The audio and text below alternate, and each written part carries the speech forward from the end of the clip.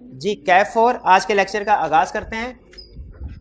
Topic हमारा चल रहा है पार्टनरशिप। पार्टनरशिप का टॉपिक हमारे 3 चैप्टर्स में डिस्कस हुआ है, chapter 11, chapter 12, chapter 13। Chapter 11 complete कर चुके हैं हम, जिसमें हमने पार्टनरशिप के एसेंशियल्स पढ़े, पार्टनर्स की टाइप्स पढ़ी, पार्टनरशिप की टाइप्स पढ़े। आज हम चैप्टर 12 स्टार्ट करने जा रहे हैं, जिसमें बेसिकली पार्टनर्स के जो आपस के राइट्स और ड्यूटीज होते हैं ये डिस्कस करेंगे। चैप्टर 12 खास तौर पे जो आज का लेक्चर है एग्जाम पॉइंट ऑफ व्यू से इंतहाई अहम है। इसमें से अक्सर केस स्टडी बेस्ड क्वेश्चन पूछता है, रिप्रोडक्शन का क्वेश्चन भी पूछ सकता है, लेकिन अक्सर केस स्टडी बेस्ड क्वेश्चन पूछता है। अटेंटिव होके सुनिएगा। Mutual rights and duties of partner, ये कंसेप्ट हम स्टार्ट करने जा रहे हैं चैप्टर 12 में। Mutual rights and duties of partner, जो कि ये concept case study point of view से इंतहाई अहम कंसेप्ट है। इसमें स्टडी क्या करेंगे?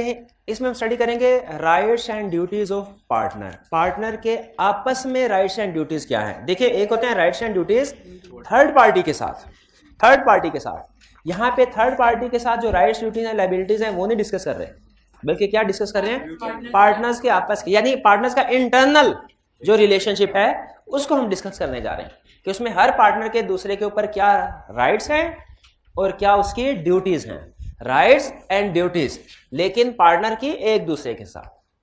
ठीक है, इसमें राइट्स को स्टडी करेंगे पहले हम, फिर हम स्टडी करेंगे ड्यूटीज को। पहले राइट और फिर इसके बाद ड्यूटीज को। ड्यूटीज दो तरह से उसने क्लासिफाई की है, एक एब्सोल्यूट ड्यूटीज और एक क्वालिफाइड ड्यूटीज। यानी एब्सोल्यूट ड्यूटीज वो हैं जो कि पार्टनर्स अगर चाहें भी चेंज नहीं कर सकते, और क्वालिफाइड ड्यूटीज वो हैं जो अगर पार्टनर चाहें तो चेंज कर सकते हैं। अच्छा, राइट्स की तरफ चलने से पहले मैं एक बेसिक असूल आपको बता दूं कि कंसेप्ट का, पार्टनरशिप में कंसेप्ट का असूल क्या है। पार्टनरशिप पे जो लॉ एप्लीकेबल है उसे कहते हैं पार्टनरशिप एक्ट 1932। इस पार्टनरशिप एक्ट में भी पार्टनर के राइट्स और ड्यूटीज डिस्कस किए गए हैं। बेसिकली आज जो हम राइट्स एंड ड्यूटीज पढ़ने जा रहे हैं ये वही राइट्स एंड ड्यूटीज हैं जो पार्टनरशिप एक्ट में डिस्कस हुए हैं। लेकिन अगर पार्टनर्स चाहें तो एग्रीमेंट के जरिए से भी rights and duties partnership agreement में लिख सकते हैं। भैया बात समझ आए? यानी एक तो राइट्स एंड ड्यूटीज सारी कहां लिखी हुई है? पार्टनरशिप एक्ट में। पार्टनर्स अगर चाहें तो एग्रीमेंट, जो पार्टनरशिप एग्रीमेंट या पार्टनरशिप डीड है, इसमें भी राइट्स एंड ड्यूटीज लिख सकते हैं। वो चाहे तो एज इट इज वही राइट्स एंड ड्यूटीज लिख दें जो पार्टनरशिप एक्ट में लिखी हुई हैं, और चाहे तो चेंज कर दें। जैसे एक एग्जांपल आपके साथ शेयर करता हूं कि पार्टनरशिप एक्ट में लिखा हुआ है कि पार्टनर्स की profit and loss sharing ratio equal होगी। पार्टनर्स की profit and loss sharing ratio चाहे किसी का कैपिटल कम है चाहे किसी का कैपिटल ज्यादा, उससे फर्क नहीं पड़ता, पार्टनर्स की profit and loss sharing ratio equal होगी। पार्टनर्स अगर चाहें तो आपस में एग्रीमेंट करते हुए एग्रीमेंट में मॉडिफिकेशन कर सकते हैं इस चीज में, कि वो कह सकते हैं इक्वल नहीं होगी, एक का शेयर होगा 40%, दूसरे का होगा 60%। पार्टनरशिप एक्ट इसकी इजाजत देता है। यानी जब पार्टनरशिप ने एक्ट में राइट्स एंड ड्यूटीज लिखी गई तो नीचे एक लाइन लिखी गई, क्या कि अगर पार्टनर चाहें तो आपस में एग्रीमेंट के जरिए से इन राइट्स एंड ड्यूटीज को चेंज कर सकते हैं। लेकिन कुछ राइट्स एंड ड्यूटीज हैं जो कि चेंज नहीं होंगे, वो एग्रीमेंट करके भी चेंज नहीं कर सकते। जैसे अगर पार्टनर्स एग्रीमेंट कर लें कि कोई एक पार्टनर ऐसा होगा जिसकी लायबिलिटी लिमिटेड होगी, तो लॉ ने कहा नहीं, मैंने कह दिया जब सब पार्टनर्स की लायबिलिटी अनलिमिटेड होगी तो सारे पार्टनर्स की लायबिलिटी अनलिमिटेड है। यानी कुछ राइट्स एंड ड्यूटीज सारी लिखी पार्टनरशिप एक्ट में है। आप कुछ राइट्स एंड ड्यूटीज को एग्रीमेंट के जरिए से चेंज कर सकते हैं, कुछ को चेंज नहीं कर सकते।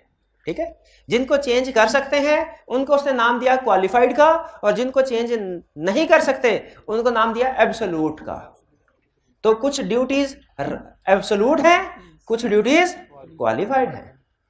ठीक है, तो मेन कंसेप्ट अभी तक हमने क्या स्टडी किया कि जो हम ये लर्निंग ऑब्जेक्टिव पढ़ने जा रहे हैं rights and duties of partners का, ये पार्टनरशिप एक्ट में भी लिखा हुआ है और पार्टनर्स आपस में एग्री भी कर सकते हैं, अगर पार्टनर्स आपस में एग्री कर लें तो फिर वो अप्लाई होगा जो एग्री किया हुआ है, और अगर एग्री नहीं किया हुआ तो वो अप्लाई होगा जो पार्टनरशिप में लिखा हुआ है। लेकिन कुछ चीजें ऐसी हैं जिनको पार्टनर एग्री करके भी चेंज कर सकते, एग्री करके भी चेंज नहीं कर सकते, वो वही अप्लाई होंगी जो पार्टनरशिप में लिखी हुई है। यानी कुछ चीजों को पार्टनरशिप एक्ट ने फिक्स कर दिया, इनको चेंज नहीं कर सकते। बाकियों को उसने कहा ये भी मैं लिख देता हूं, अगर आप इनको चेंज करना चाहो तो कर लो, नहीं चेंज करना तो एज इट इज अप्लाई हो जाएगी। बात समझ आई? ठीक, चलिए। तो अक्सर यहां पे लिखा होगा कि पार्टनर का राइट ये है, आगे लिखा होगा unless otherwise agreed. Unless otherwise agreed, इसका मतलब क्या? अनलेस अदरवाइज एग्रीड के चाहे तो एग्री करके चेंज कोई और कर सकते हैं, और अगर एग्री नहीं करते कुछ और तो फिर ये अप्लाई होगा। अनलेस एग्रीड अदरवाइज का मतलब समझ आया कि नहीं? ये बार बार अल्फाज आएंगे, तो बताइए क्या मतलब है अनलेस एग्रीड अदरवाइज का? आप बताइए। अनलेस एग्रीड अदरवाइज का मतलब क्या है? कि ये चीज पार्टनरशिप एक्ट में लिखी हुई है, लेकिन अगर पार्टनर इसको एग्रीमेंट करके चेंज करना चाहें तो कर सकते हैं। अगर चेंज किया तो चेंज वाला वर्जन अप्लाई होगा, चेंज नहीं किया तो ये अप्लाई होगा। भाई अनलेस एग्रीड अदरवाइज का मतलब समझ आया? चलिए अब स्टार्ट करते हैं। अच्छा, अब जहां पे ना ये जो फ्रंट पे स्टूडेंट बैठे हुए हैं, जहां पे अनलेस एग्रीड अदरवाइज का लफ्ज आया तो आपने मुझे बता देना है कि सर इस कंसेप्ट में, ठीक है? फिर वहां पे मैं आपसे पूछूंगा कि इसका मतलब क्या है। आपने मुझे एक दफा ओके कर दिया कि मतलब समझ आ गया, ठीक है? अच्छा, ये हैं राइट्स एंड ड्यूटीज। वैसे तो एक लेक्चर में भी पढ़ाई जा सकते हैं, लेकिन चूंकि case study point of view से अहम है तो मैं साथ साथ केस स्टडी के पॉइंट ऑफ व्यू से डिटेल एक्सप्लेनेशन आपके साथ शेयर करता जाऊंगा। ये एक नहीं 2 लेक्चर में कवर करवाऊंगा, लेकिन बेफिक्र हो जाएं, हमारे पास सफिशिएंट लेक्चर मौजूद हैं, ठीक है? हमारे चैप्टर्स कितने हैं टोटल?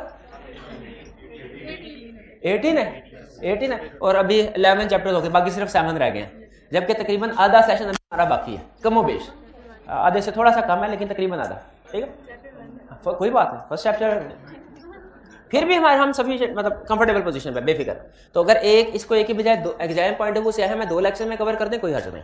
स्टार्ट करें जी। अच्छा, मुझे बताइए, पार्टनर्स के एक दूसरे के ऊपर कोई राइट्स एंड ड्यूटीज हैं? हकूक और फराइज हैं पार्टनर्स के एक दूसरे के ऊपर? बिल्कुल हैं। राइट्स भी पढ़ेंगे, ड्यूटीज भी पढ़ेंगे। पहले क्या पढ़े? राइट्स पढ़ लेते हैं। हकूक क्या है? सबसे पहला right to take part in conduct of business. हर पार्टनर का राइट है कि वो बिजनेस में पार्टिसिपेट करे। हर पार्टनर का राइट है कि वो बिजनेस में पार्टिसिपेट करे, चाहे कैपिटल कम है, चाहे कैपिटल ज्यादा, चाहे कैपिटल है ही नहीं, चाहे कैपिटल है ही नहीं, लेकिन हर पार्टनर का राइट है कि वो बिजनेस में पार्टिसिपेट करे। बिजनेस में जब फैसले किए जाएं उसका भी मशवरा लिया जाए, उसका भी मशवरा राइट हर एक का है, लेकिन इसको चेंज किया जा सकता है अनलेस एग्रीड अदरवाइज। इसका मतलब क्या? अगर कोई पार्टनर कहे ना ना ना ना ना, मैंने तो बनना है स्लीपिंग पार्टनर, मैं पार्टिसिपेशन नहीं करूंगा, तो क्या ऐसा हो सकता है कि वो पार्टिसिपेट? बिल्कुल है, बिल्कुल है, ठीक है? तो पहला कंसेप्ट क्या हुआ कि हर पार्टनर का राइट है कि वो कंडक्ट ऑफ बिजनेस में पार्टिसिपेट करे, लेकिन अगर कोई पार्टनर चाहे तो ऐसा भी हो सकता है कि वो पार्टिसिपेशन ना करे। इसकी एक एग्जांपल है हमारे पास स्लीपिंग पार्टनर, और एक एग्जांपल है साइलेंट पार्टनर। स्लीपिंग पार्टनर और साइलेंट पार्टनर। स्लीपिंग पार्टनर और साइलेंट पार्टनर में सिमिलैरिटी क्या है? सिमिलैरिटी क्या है? दोनों बिजनेस मैनेजमेंट में पार्टिसिपेशन नहीं करते। और डिफरेंस क्या है? स्लीपिंग पार्टनर के बारे में कोई नहीं जानता कि ये भी पार्टनर है, साइलेंट के बारे में लोग जानते हैं। स्लीपिंग अगर रिटायर हो तो नोटिस देना लाजमी है, और एक्टिव पार्टनर रिटायर हो तो अगर नहीं नोटिस देता, कौन सा कंसेप्ट अप्लाई होगा? पार्टनर बाय स्टॉपल का। शाबाश शाबाश, भाने से हमारी कंसेप्ट की रिवीजन हो गई। ये क्लियर? आगे चलते हैं। Right to be consulted. हर पार्टनर का राइट है कि उससे मशवरा लिया जाए, बिजनेस मामलात उसे कंसल्ट किए जाएं। देखिए, पार्टनर मशवरा दे सकता है, हर फैसला नहीं, फैसला नहीं। पूछना लाजिम है हर पार्टनर से कि भाईजान ये मसला है, बताइए लोन लेके ना ले।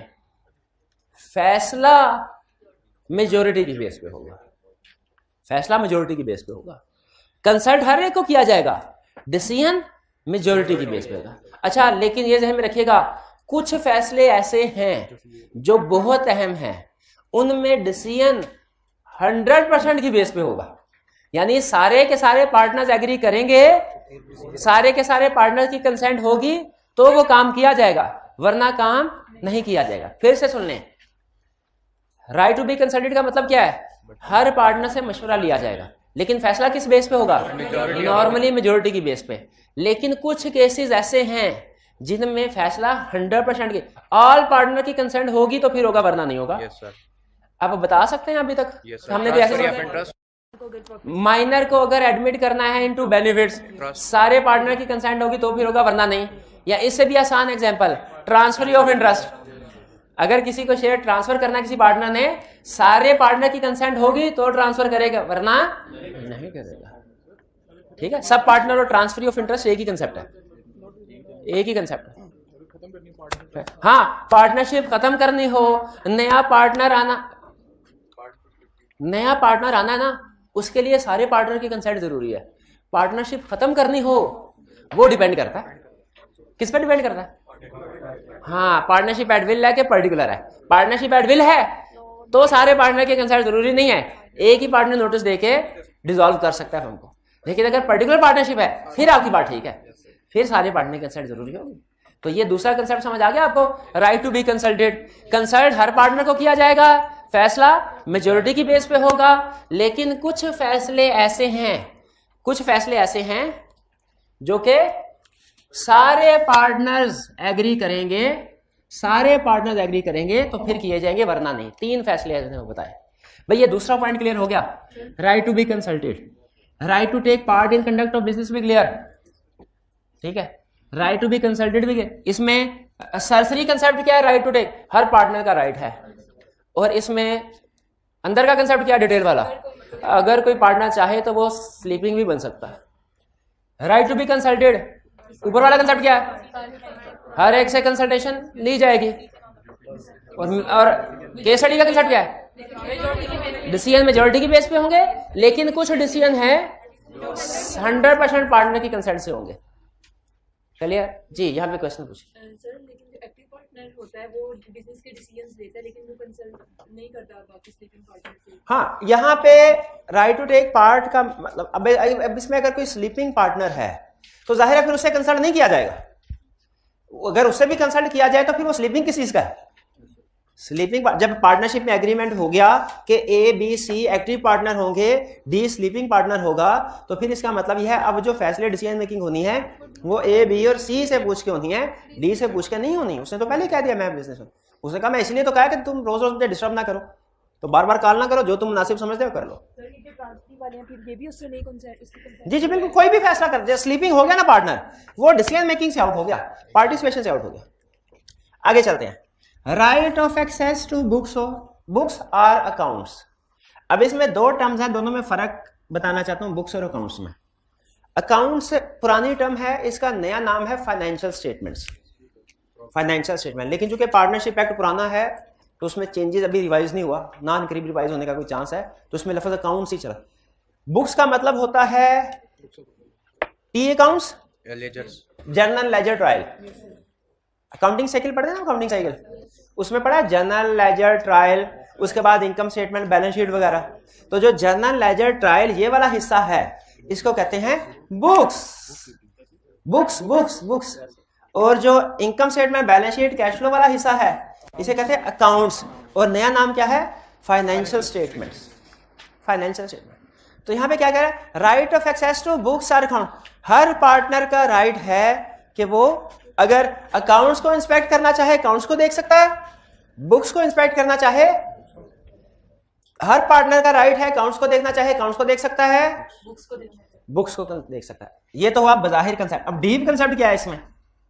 डीप कंसेप्ट क्या है इसमें? डीप कंसेप्ट ये है कि क्या ये वाला राइट ट्रांसफर ऑफ इंटरेस्ट और माइनर को भी अवेलेबल है कि नहीं?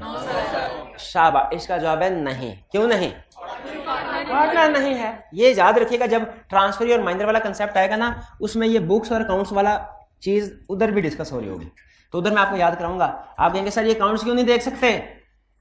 तो पार्टनर नहीं है, राइट तो पार्टनर के पास है। आगे चलते हैं। हाँ, स्लीपिंग पार्टनर के पास भी राइट होगा, बिल्कुल बिल्कुल। वो डिसीजन मेकिंग में सब पार्ट, भाई ट्रांसफरी ही सब पार्टनर होता है, अभी समझा गया। ट्रांसफरी और सब पार्टनर एक ही चीज है।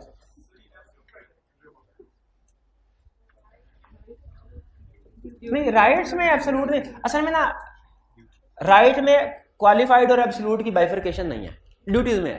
राइट में इसलिए नहीं है, राइट का मतलब है चाहे आप ये काम करें या ना करें, जो चीज आपका राइट है ना, चाहे करें चाहे ना करें, वो अंडरस्टूड है, नहीं करना चाहते ना करें।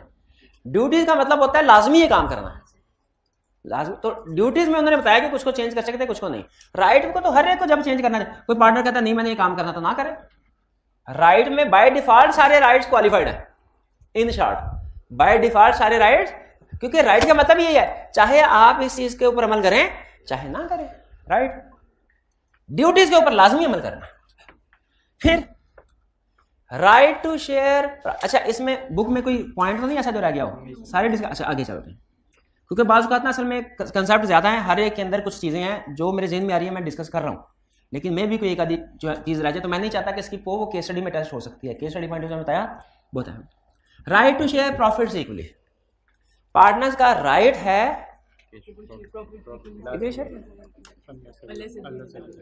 अच्छा आप जरा सुनिएगा, प्रॉफिट शेयरिंग रेशो हो रहा है, प्रॉफिट या लॉस शेयरिंग का मतलब हो रहा है, लायबिलिटी शेयरिंग का मतलब हो रहा है। ये बात तो हमने डिस्कस कर ली ना। क्या ऐसा पॉसिबल है कि कुछ लोग प्रॉफिट या लॉस शेयर कर रहे हों, सॉरी कुछ लोग प्रॉफिट शेयर कर रहे हो लॉस ना कर रहे हो? पॉसिबल है? yes, इसका मतलब प्रॉफिट रेशियो लगा, लॉस शेयरिंग रेशियो लगा। क्या ऐसा पॉसिबल है कुछ लोग प्रॉफिट शेयर कर रहे हैं लॉस नहीं कर रहे? अच्छा पॉसिबल है लॉस शेयर नहीं कर रहे, लायबिलिटी शेयर कर रहे हैं। लायबिलिटी हर पार्टनर शेयर करेगा। ऐसा तो पॉसिबल है कि कुछ लोग लॉस शेयर ना करें, कुछ पार्टनर लॉस शेयर ना करें, ऐसा पॉसिबल है। लेकिन यह पॉसिबल नहीं है कि लायबिलिटी शेयर ना करें। लायबिलिटी हर पार्टनर शेयर करेगा। ठीक है, अच्छा वापस आते हैं। मेन हेडिंग हमारी क्या है? Right to share profit equally. एक पार्टनर का, उन्होंने ये लिखा हुआ है कि अगर पार्टनर आपस में शेयरिंग रेशियो एग्री करना चाहें कोई भी कर सकते हैं। अगर शेयरिंग रेशियो एग्री नहीं की तो इक्वल होगी सबकी, सारे पार्टनर्स की प्रॉफिट शेयरिंग रेशियो क्या होगी? इक्वल। हाँ, अगर चेंज करना चाहें तो कर सकते हैं। मुझे बताइए, दो पार्टनर हैं ए और बी, एक ने 10 लाख रुपया लगाया, बी ने 20 लाख रुपया लगाया, दोनों की प्रॉफिट शेयरिंग रेशियो क्या होगी? 1:2 या इक्वल? 1:2। याद रखे, रेशो अगर मेंशन नहीं है तो इक्वल होती है। Capital contribution ratio profit sharing ratio नहीं होती। कैपिटल कंट्रीब्यूशन अलग कंसेप्ट है, चाहे कोई करे चाहे कोई ना करे। प्रॉफिट शेयरिंग रेशो अलग कंसेप्ट है। एक गलत स्टूडेंट चीज समझ रहे होते हैं कि अगर profit loss sharing ratio question में नहीं ना दी हुई तो जिसका जितना कैपिटल है उस लिहाज से प्रॉफिट शेयरिंग रेशो होगी। ये कंसेप्ट गलत है। अगर प्रॉफिट शेयरिंग रेशो क्वेश्चन में नहीं दी हुई, वो इक्वल। किसी केस स्टडी में अगर आपको प्रॉफिट शेयरिंग रेशो वो नहीं देता तो वो क्या होगी? इक्वल होगी। कैपिटल इररेलेवेंट है, कैपिटल इररेलेवेंट। क्लियर हुई ये बात? चलिए, तो मेन कंसेप्ट क्या हुआ? सारे पार्टनर्स प्रॉफिट को इक्वली शेयर करेंगे, लेकिन अगर चेंज करना चाहें तो कर सकते हैं। अच्छा मुझे बताइए, अगर पार्टनर ने profit loss sharing ratio agree नहीं की तो क्या रेशियो होगी? इक्वली। अच्छा, अगर प्रॉफिट शेयरिंग रेशियो एग्री की, लॉस शेयरिंग रेशियो एग्री नहीं की तो जो जिस रेशियो से प्रॉफिट शेयर हो रहा है उसी से लॉस होगा। अच्छा, profit and loss sharing ratio agree की, लायबिलिटी शेयरिंग रेशियो एग्री नहीं की, वो सबकी अनलिमिटेड होगी। शाबाश शाबाश। तो ये क्लियर हो गया। चलिए, तो अगर पार्टनर आपस में एग्री करें तो डिफरेंट रेशियो कर सकते हैं, वरना नॉर्मली क्या होगा? इक्वल। ये कंसेप्ट समझ आ गया? ठीक है, ठीक। इसमें मेन कंसेप्ट तो जो बाहिर कंसेप्ट है वो तो इतना ही है कि सारे पार्टनर इक्वली शेयर करेंगे, लेकिन डीप कंसेप्ट इसमें और क्या छुपे हुए हैं कि डिफरेंट रेशियो एग्री करना चाहिए, डिफरेंट रेशियो भी एग्री कर सकते हैं। अगर रेशियो मेंशन नहीं है केस स्टडी में तो इक्वल होगी, कैपिटल की रेशियो से नहीं करेंगे। और अगर प्रॉफिट, अगर कुछ भी रेशियो मेंशन नहीं है तो वो इक्वल है, और अगर रेशियो मेंशन है उसके मुताबिक डिस्ट्रीब्यूशन होगी। अगर प्रॉफिट की रेशियो मेंशन है, लॉस की नहीं, तो जो प्रॉफिट की रेशियो होगी वही होगी। यानी ऐसा नहीं होगा कि वो केस स्टडी में आपसे पूछेगा कि एक केस स्टडी में 3 पार्टनर है, उन्होंने प्रॉफिट शेयरिंग रेशियो एग्री की 30-30 40%, लॉस आ गया, उन्होंने कहा लॉस तो हमने एग्री किया ही नहीं था, हम सारे ही पार्टनर्स इन प्रॉफिट हैं। ऐसा पॉसिबल है? नहीं नहीं नहीं नहीं, एक आधा पार्टनर प्रॉफिट ओनली हो सकता है, सारे तो नहीं, सारे पार्टनर प्रॉफिट तो लॉस किसने दे, पब्लिक ने, पब्लिक अनलिमिटेड लायबिलिटी हो। तो इसीलिए अगर लॉस शेयरिंग रेशो ना दी हुई, आपने ये नहीं अज्यूम करना कि किसी को भी लॉस नहीं मिलेगा, आपने अज्यूम करना जो प्रॉफिट शेयरिंग रेशो है वही लॉस की शेयरिंग रेशो है। अच्छा, अब इसके बाद जरा अलर्ट हो जाए। एक है इंटरेस्ट ऑन कैपिटल, एक है interest on advance. Interest on capital, interest on advance. Interest on capital क्या होता है? किसी भी पार्टनर ने जो कैपिटल, ये आपने काउंटिंग में एडजस्टमेंट की हुई है कभी? Interest on capital is to be charge at 10%, accounting में कभी ये एडजस्टमेंट किया की हुई है? अच्छा, इंटरेस्ट ऑन कैपिटल होता है। और इंटरेस्ट ऑन एडवांस या इंटरेस्ट, क्या आपने अकाउंटिंग में ये भी एडजस्टमेंट किया है कि कोई ओनर बिजनेस को लोन भी दे सकता है? यानी ओनर वैसे तो जो बिजनेस देता है वो कैपिटल का हिस्सा बनते हैं, लेकिन अगर ओनर ये कहे कि मैं कुछ आर्जी वक्त के लिए लोन दे रहा हूं, एडवांस दे रहा हूं, तो उसे कैपिटल में नहीं लिखा जाता, उसे कहां लिखा जाता है? लोन। तो इंटरेस्ट ऑन लोन या इंटरेस्ट ऑन एडवांस एक ही चीज है, लोन या एडवांस एक, लेकिन एडवांस और कैपिटल में फर्क है। क्या में फर्क दोनों में समझ आया? अच्छा, इसमें बताइए, पार्टनरशिप एक्ट कहता है एक के ऊपर इंटरेस्ट मिलना तो समझ में आता है और दूसरी के ऊपर इंटरेस्ट मिलना समझ में नहीं आता। दो चीजें हैं, एक है लोन या एडवांस और दूसरा है कैपिटल। और पार्टनरशिप एक्ट क्या कहता है? एक के ऊपर इंटरेस्ट देना समझ आता है और दूसरे के ऊपर इंटरेस्ट देना समझ नहीं। बताइए किसके ऊपर समझ आता है? लोन के ऊपर। क्या बाहर की किसी पार्टी से भी अगर लोन उठाते हैं आपको इंटरेस्ट देना पड़ता? लोन देना समझ में आता है, interest on loan, interest on advance ये समझ में आता है, इंटरेस्ट ऑन कैपिटल समझ में नहीं आता। भाई क्यों नहीं आता? इसलिए कि कैपिटल डाला है तो उसके बदले में तो प्रॉफिट लेके जा रहा है, तो इंटरेस्ट तो नहीं ना लेके जाना चाहिए, इंटरेस्ट है ना। लेकिन वो कहता है अगर पार्टनर एग्री करें तो फिर मिल जाए, फिर हमें क्या एतराज है, फिर हमें भी।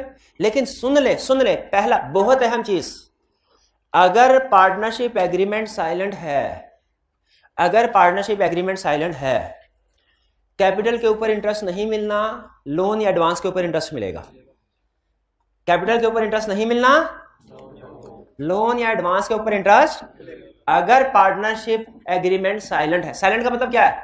उसमें कुछ नहीं लिखा हुआ इस बारे में, तो कैपिटल के ऊपर इंटरेस्ट नहीं मिलेगा, लोन या एडवांस के ऊपर इंटरेस्ट मिलेगा। ये बात समझ आई?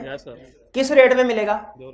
तय किया। अभी तो कहा पार्टनरशिप साइलेंट है, तो जब साइलेंट है तो इसका मतलब है तय कोई भी नहीं किया होगा। अगर फिर से बताएं, अगर पार्टनरशिप एग्रीमेंट साइलेंट है यानी पार्टनरशिप एग्रीमेंट में इससे रिलेटेड कुछ भी जिक्र नहीं है, तो कैपिटल के ऊपर इंटरेस्ट मिलेगा? नहीं मिलेगा। किस रेट से नहीं मिलेगा? तो किसी भी ये सवाल ही रेलिवेंट है, और नहीं मिलेगा तो फिर नहीं मिलेगा। अच्छा फिर, अच्छा इस भी असर है, तो फिर आगे बताएं, लोन या एडवांस के ऊपर इंटरेस्ट मिलेगा? किस रेट पे? हाँ, ये तो नहीं कहेंगे जो एग्री हुआ है, एग्री नहीं हुआ, ये मैं पहले ही कह चुका हूं, एग्री कुछ नहीं हुआ। इस पे लॉ ने कहा है 6% रेट ऑफ इंटरेस्ट स्टैंडर्ड है, 6%, और लॉ ने कहा ये मिले ही मिलेगा। इंटरेस्ट ऑन लोन या इंटरेस्ट ऑन एडवांस मिले ही मिलेगा। मिले ही मिलेगा का मतलब क्या है? प्रॉफिट हुआ फिर भी मिलेगा, लॉस हुआ फिर भी मिलेगा, प्रॉफिट हुआ फिर भी मिलेगा, लॉस हुआ फिर भी मिलेगा। यानी इंटरेस्ट ऑन कैपिटल प्रॉफिट हुआ, क्वेश्चन की रिक्वायरमेंट को गौर से पढ़ें। इंटरेस्ट ऑन कैपिटल प्रॉफिट, अगर पार्टनरशिप एग्रीमेंट साइलेंट है, इंटरेस्ट ऑन कैपिटल प्रॉफिट हुआ तो नहीं मिलेगा, लॉस हुआ तो नहीं मिलेगा। इंटरेस्ट ऑन एडवांस प्रॉफिट हुआ तो मिलेगा 6% से, लॉस हुआ तो फिर भी मिलेगा 6% में, फिर भी मिले। यानी इंटरेस्ट ऑन लोन या interest on advance her case में मिलेगा। ये कब था? जब साइलेंट हो। अब दूसरी कहानी, जब पार्टनरशिप में मेंशन हो, जब पार्टनरशिप में मेंशन, अब अगर पार्टनरशिप मेंशन, अगर पार्टनरशिप में मेंशन है इंटरेस्ट ऑन कैपिटल तो मिलेगा, एट द रेट ऑफ 10% तो मिलेगा, और अगर एट द रेट ऑफ 8% है तब भी मिलेगा, और एट द रेट ऑफ 4% है तब भी मिलेगा। लेकिन अगर प्रॉफिट है तो मिलेगा, लॉस है तो ये भी नहीं मिलेगा, चाहे लिखा हुआ है। वो कहता है लॉस हुआ तो फिर काहे का, फिर कोई इंटरेस्ट नहीं है। प्रॉफिट हुआ तो मिलेगा, इंटरेस्ट ऑन कैपिटल, लॉस हुआ तो चाहे एग्री क्यों ना किया हो। ठीक है, और अगर इंटरेस्ट ऑन लोन मेंशन किया है 10% में मिलेगा, तो किस रेट में मिलेगा? 10%। मेंशन कर दिया तो जो भी मेंशन किया वो अप्लाई होगा 10%। और अगर 4% मेंशन किया तो 4%। जो भी मेंशन किया है, जो भी भैया, पार्टनरशिप का रूल ही यही होता है। पार्टनरशिप में whichever is higher whichever is lower थोड़ी होता है। 8% किया तो 1% होगा, 4% मेंशन किया तो 4%, कुछ भी मेंशन नहीं किया तो स्टैंडर्ड अप्लाई होगा 6% इंटरेस्ट लोन। प्रॉफिट है तो फिर भी मिलेगा, लॉस है तो फिर भी मिलेगा। इसका मतलब ये हुआ, अगर हम बात करें, अब समरी की तरफ आ रहा हूं, इंटरेस्ट ऑन लोन या इंटरेस्ट ऑन एडवांस की बात करें तो अगर पार्टनरशिप में कुछ भी तय नहीं हुआ तो 6% रेट ऑफ इंटरेस्ट के हिसाब से मिलेगा, चाहे पार्टनरशिप को प्रॉफिट है चाहे लॉस है। और अगर तय पाया हुआ है तो जो रेट ऑफ इंटरेस्ट तय पाया है उस हिसाब से मिलेगा, चाहे पार्टनरशिप को प्रॉफिट है चाहे लॉस है। और इंटरेस्ट ऑन कैपिटल का असूल क्या है कि अगर कुछ भी तय नहीं पाया तो इंटरेस्ट ऑन कैपिटल नहीं मिलेगा, और अगर तय पाया है तो जो तय पाया है वो इंटरेस्ट ऑन कैपिटल मिलेगा, प्रोवाइडेड प्रॉफिट हो। लॉस हुआ तो फिर नहीं मिलेगा। क्लियर हुई ये बात? इंटरेस्ट ऑन कैपिटल और इंटरेस्ट ऑन एडवांस में फर्क समझ आया? ये केस स्टडी में जहन में रखेंगे। चलिए ये देखिए, यही लिखा, कोई चीज रह तो नहीं गई। एग्रीड, यानी एग्रीड का मतलब जो स्पेसिफाई किया, जो स्पेसिफाई किया। आगे चलते हैं। इंटरेस्ट ऑन कैपिटल उसी वक्त मिलेगा अगर उन्होंने पार्टनरशिप में लिखा हुआ है, एग्री किया हुआ है, और फर्म को प्रॉफिट होता है। जबकि इंटरेस्ट ऑन एडवांस हर सूरत में मिलेगा, चाहे प्रॉफिट है चाहे लॉस है। अगर एग्री किया है तो एग्री वाला रेट मिलेगा, एग्री नहीं किया तो 6% मिलेगा। आगे चलते हैं। Right to be indemnified. Indemnified का मतलब क्या होता है? कंपनसेट। के कंपनसेट क्या है? अगर किसी पार्टनर को बिजनेस के रोजमर्रा के अखराजात में उसे कुछ पैसे लगाने पड़ जाएं, उसे कुछ खर्चा करना पड़ जाए पार्टनर को, ठीक है, तो क्या वो रीइंबर्स से करवा सकता है? बिल्कुल करवा सकता है। पार्टनरशिप के अकाउंट में पैसे नहीं है, बिजली का बिल आ गया, नहीं पे किया तो जुर्माना लगेगा या कनेक्शन कट जाएगा, पार्टनर ने अपनी जेब से पे कर दिया, इंडेमनीफाई करना है कि नहीं करना? बिल्कुल करना। यह right to be indemnified, simple concept है ये नॉर्मली केस स्टडी में ये इंडेमनीफाइड वाला पॉइंट नहीं पूछता, लेकिन पूछे भी तो हमें पता है कि इसका मतलब क्या है कि पार्टनरशिप के लिए जो भी खर्चा किया गया वो उसे वापस मिलेगा। Right to retire.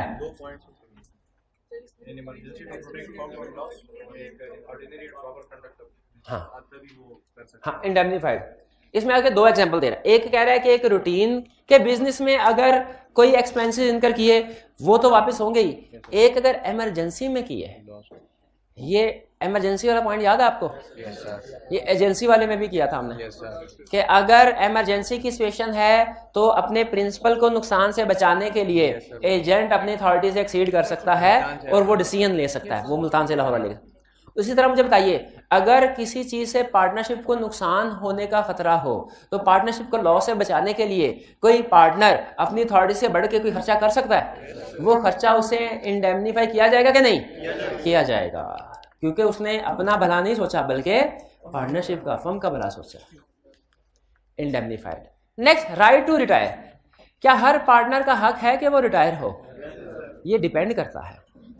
अगर पार्टनरशिप एट विल है तो राइट है, राइट है, वो नोटिस दे दे, पब्लिक नोटिस दे दे, नोटिस नहीं पब्लिक नोटिस दे दे। अगर पार्टनरशिप एट विल है, नोटिस में और पब्लिक नोटिस में क्या फर्क है? नोटिस है किसी एक पार्टनर को दे दिया बस, और पब्लिक नोटिस क्या है? अखबार में दे दिया पब्लिक। और अगर पर्टिकुलर पार्टनरशिप है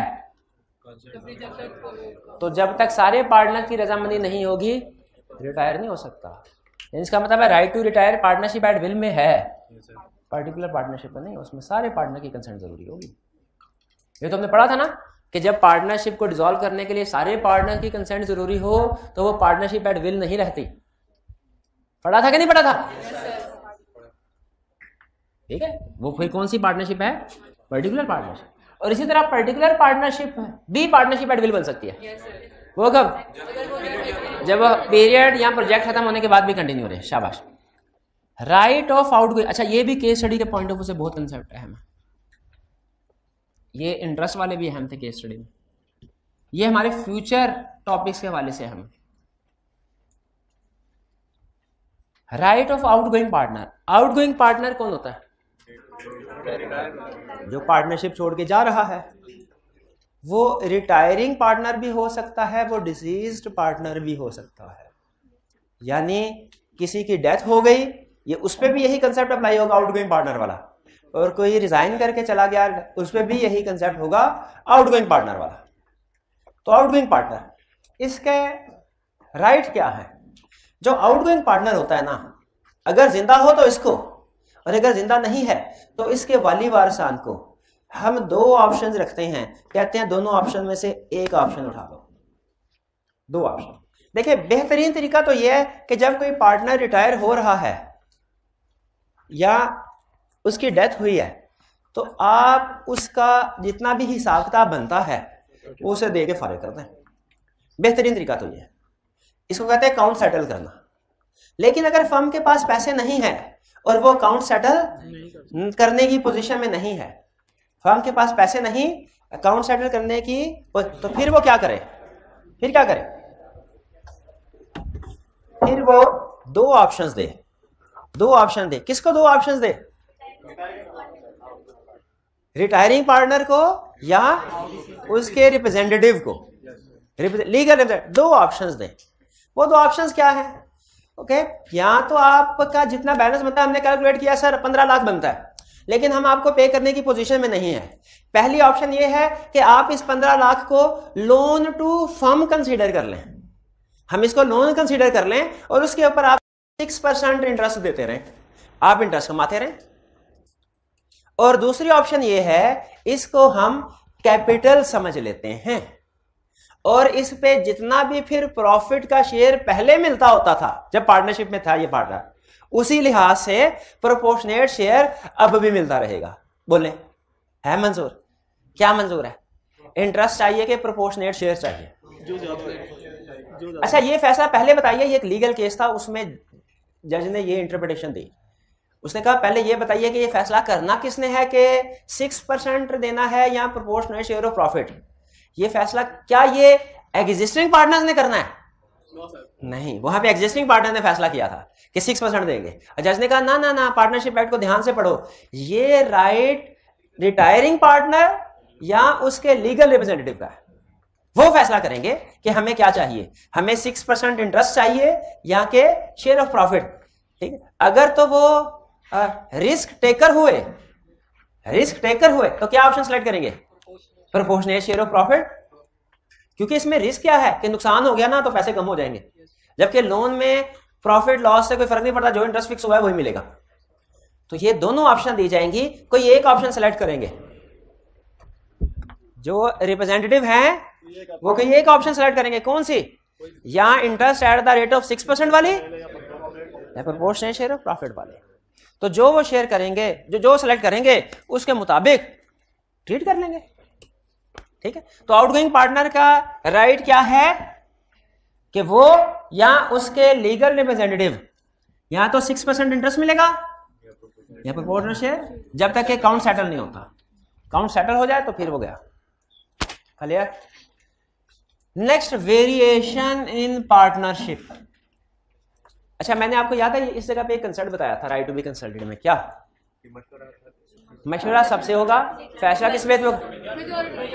जो डे टू डे डिसीजन है मेजोरिटी की बेस पे होगा। लेकिन कुछ फैसले ऐसे हैं जिनमें सबकी कंसेंट से होगा। जैसे जब कभी पार्टनरशिप में वेरिएशन होगी सबकी कंसेंट से होगी, इसमें मेजोरिटी वाला रूल नहीं लगेगा, इसमें ऑल कंसेंट का रूल लगेगा। To change nature of business, क्या मतलब? टेक्सटाइल का काम कर रहे हैं, हम कहते हैं नहीं शुगर का काम करना है, शुगर का कर रहे हैं तो नहीं अब वीट का काम करना है, वीट का काम कर रहे हैं तो हमने कहा नहीं कोई सर्विस सेक्टर में जाते हैं। नेचर ऑफ बिजनेस चेंज करना, सारे पार्टनर्स मानेंगे तो फिर नेचर ऑफ बिजनेस चेंज होगा, वरना नहीं, ये मेजोरिटी की बेस पर डिसीजन नहीं होगा। दूसरी example, to change constitution. Constitution का मतलब यह है कि किसी नए पार्टनर को ऐड करना। अगर किसी नए पार्टनर को ऐड करना है, सारे पार्टनर्स की कंसेंट होगी तो नए पार्टनर को ऐड किया जाएगा। एक पार्टनर भी अगर एग्री ना किया तो नया पार्टनर है, एक केस स्टडी में उसने कहा 10 में से 9 पार्टनर्स कहते हैं नया बंदा ले आए, एक पार्टनर कहता है नया बंदा ना आए, बताइए नए पार्टनर को इन किया जाएगा कि नहीं? नहीं किया जाएगा। एक केस स्टडी में उसने कहा 10 पार्टनर्स हैं, 9 मिलके 10वें को पार्टनरशिप से आउट करना चाहते हैं, नहीं कर सकते, कंसेंट ऑफ ऑल पार्टनर्स। जब तक कि उसकी खुद की अपनी कंसेंट है तो वो खुद कंसेंट थोड़ी देगा। तो इसका मतलब है जब तक सारे 10 के 10 पार्टनर एग्री ना करेंगे, 10 पार्टनर है तो ना पार्टनरशिप में कोई नया बंदा आएगा, ना किसी को निकाला जा सकता है। कॉन्स्टिट्यूशन ऑफ पार्टनरशिप यानी कंपोजिशन ऑफ पार्टनरशिप कह लें, पार्टनर की कंपोजिशन चेंज नहीं होगी। Profit and loss sharing ratio, जब तक सारे पार्टनर एग्री नहीं करेंगे profit and loss sharing ratio change नहीं होगी। ठीक है, इसका मतलब है इन शॉर्ट कि पार्टनरशिप एग्रीमेंट में किसी किस्म का अगर चेंज होगा ना, क्योंकि देखिए ये सारी चीजें पार्टनरशिप एग्रीमेंट में लिखी होती हैं, तो उसके लिए सारे पार्टनर की कंसेंट जरूरी है। वरना पार्टनरशिप एग्रीमेंट के अलावा कोई बिजनेस में चेंज, कि किससे माल खरीदना है किससे नहीं खरीदना, इसको उधार दिया जाए कि नहीं दिया जाए, इस बैंक से लोन लिया जाए कि नहीं लिया जाए, इस तरह के फैसले करने हैं मेजोरिटी की बेस में। लेकिन ये 3 एग्जांपल जैसे में रखिए, इनमें सारे पार्टनर्स एग्री करेंगे। आगे चलते हैं next, right of partners after change in firm. हाँ, आफ्टर चेंज इन, ये काउंटिंग में एक बड़ी एडजस्टमेंट हुआ करती थी, मुश्किल, तो उस वक्त समझ नहीं आती थी कि इतनी मुश्किल एडजस्टमेंट क्यों है। फिर पार्टनरशिप एक्ट पढ़ा तो पता चला कि यहाँ पे उसने डिस्कस किया हुआ है, और यहाँ पे बड़े आसान अल्फाज में डिस्कस किया है। आपने पार्टनरशिप का टॉपिक किया हुआ काउंटिंग में? कितने स्टूडेंट्स ने किया हुआ? 2-4 स्टूडेंट्स। ठीक है, क्या क्या रहा है सुने। वो कहता है जब कभी पार्टनरशिप में चेंज आएगा, पार्टनरशिप में, अच्छा आगे चलने से पहले ये हम पढ़ लेते हैं कि चेंज से क्या मुराद है।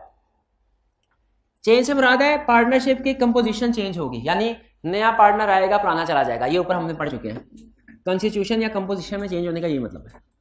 यहां फर्म किसी फिक्स पीरियड के लिए चली थी और उसके खत्म हो गया, उसके बाद भी काम कर रही है, ठीक है। यहां कोई एडिशनल वेंचर या अंडरटेकिंग स्टार्ट किया, जैसे फर्ज कीजिए पार्टनरशिप थे, लाहौर में कॉलेज खोला, उन्होंने फिर कहा अच्छा ऐसा करते हैं फैसलाबाद में भी कॉलेज खोलते हैं। फैसलाबाद में जो कॉलेज खोला इसकी profit and loss sharing ratio agree नहीं हुई, क्या हो, वही होगी जो चेंज से है पहले थी। यही बता रहा है कि पार्टनरशिप फर्म में कोई चेंज आता है ना, तो पार्टनर्स की आपस की रेशियो वही होगी जो पुरानी थी, अनलेस कि आप चेंज कर दें, एग्री कर दें। अगर एग्री कर, आपने चेंज कर लिया आपस में एग्री करके वो ठीक है, लेकिन अगर एग्री नहीं होता कुछ तो वो सेम रेशियो होगी जो पहले थी। इसके 3 एग्जांपल्स आपके साथ शेयर कर रहा हूं। पहली एग्जांपल, अगर कोई एडिशनल प्रोजेक्ट चलाते हैं, वीट का बिजनेस था, हमने कहा साथ टेक्सटाइल का बिजनेस भी स्टार्ट करते हैं। वीट के बिजनेस में profit loss sharing ratio agree की हुई है, टेक्सटाइल वाले में एग्री नहीं की जो पहले थी। पर्टिकुलर पार्टनरशिप थी, profit loss sharing ratio agree की हुई थी, पीरियड कंप्लीट हो गया, पार्टनरशिप एट विल में कन्वर्ट हो गई, लेकिन अब partnership profit loss sharing ratio agree नहीं की हुई, वही होगी जो पहले वाले थे। अगली एग्जांपल सुने, इसमें थोड़ा ट्विस्ट है। पार्टनर्स की रेशियो है 1ABC, 3 पार्टनर है, ए को मिलता है 30%, बी को मिलता है 30%, सी को मिलता है 40%, ठीक है। या इसको ना थोड़ा चेंज कर लेते हैं सारे, इसको 20%, इसको 30%, इसको 50%। कंपोजिशन में चेंज होने लगा है कॉन्स्टिट्यूशन में। कैसे? नया पार्टनर, पहले नया पार्टनर ले आते हैं, डी आ गया, ठीक है। डी को मिला, फैसला किया इन्होंने कि डी को 50% शेयर देना। डी का शेयर कितना होगा? डी का शेयर तो एग्री हुआ, ए बी सी का एग्री, इनका क्या शेयर होगा फिर? वही जो पुराना था वो तो हो ही नहीं सकता, प्रोपोर्शनेट होगा। यानी कंसेप्ट ये है, जब कभी पार्टनरशिप में चेंज आएगा, पुराने पार्टनर्स की आपसी रेशो सेम रहेगी। पुराने पार्टनर्स की आपसी रेशो, यानी अब ये जो 2, 3, 5 है ना, अब ये रेशो बन जाएगी 1, 15, 25, 10, 15, 25%, ये बन जाएगी। अब देखिए आपस की रेशियो उनकी सेम रही, तो वो तो चूंकि नया कोई पार्टनर आ ही नहीं रहा था, ना कोई पुराना जा रहा था, तो इन दोनों एग्जांपल में जो पहले प्रॉफिट और शेयरिंग रेशियो थी वही नहीं रही। लेकिन जब कंपोजिशन चेंज होगी ना, तो कंसेप्ट है कि रेशियो वही रहेगी, लेकिन पार्टनर की आपस की रेशियो कंसेप्ट समझ आया? नहीं। एक एग्जांपल अगर ये समझ आ गई तो फिर ये कंसेप्ट खत्म, और इस कंसेप्ट के साथ चलें लेक्चर भी खत्म, और बताएं ड्यूटीज फिर बताएंगे। लेकिन अगर ये आपने गलत कैलकुलेशन कर दी ना तो फिर ड्यूटीज में पढ़ाऊंगा, चाहे 2 कंसेप्ट क्यों ना पढ़ाऊंगा, ड्यूटी पढ़ाऊंगा। अगर सही कैलकुलेशन कर दी तो लेक्चर यहीं खत्म। ए बी सी 3 पार्टनर्स हैं, profit loss sharing ratio A की 20%, बी की 30%, सी की 50%। ठीक है, सी रिटायर हो गया, कंपोजिशन चेंज हो गई, कॉन्स्टिट्यूशन चेंज हो गई। ए और बी की, मेरा ख्याल है पार्टनरशिप एक्ट में लिखा हुआ है कि इनकी रेशियो पुरानी रहेगी, तो इनकी 20% और 30% ही रहेगी, 50% अब ये मुझे दे दिया करेंगे। हाँ, आपस की रेशियो सेम रहेगी। हाँ, ये बन जाएगी 40%, शाबाश, और ये 60%। आपस की रेशियो वही, लेकिन इसको 100 पूरा भी तो करना है। ठीक है, हाँ जी, शाबाश। तो ये हमने राइट्स जो थे आज कंप्लीट कर लिए। ड्यूटीज इंशाल्लाह नेक्स्ट लेक्चर में कंप्लीट। इसको अच्छे तरीके से पढ़ लीजिएगा, और पढ़ने से ज्यादा जरूरी है समझ लीजिएगा, क्योंकि केस स्टडी में कंसेप्ट टेस्ट होगा। ठीक है जी, असाइनमेंट आज कोई नहीं, आपकी असाइनमेंट कोई नहीं। आज का लेक्चर यहाँ पे खत्म करते हैं। अल्लाह हाफिज।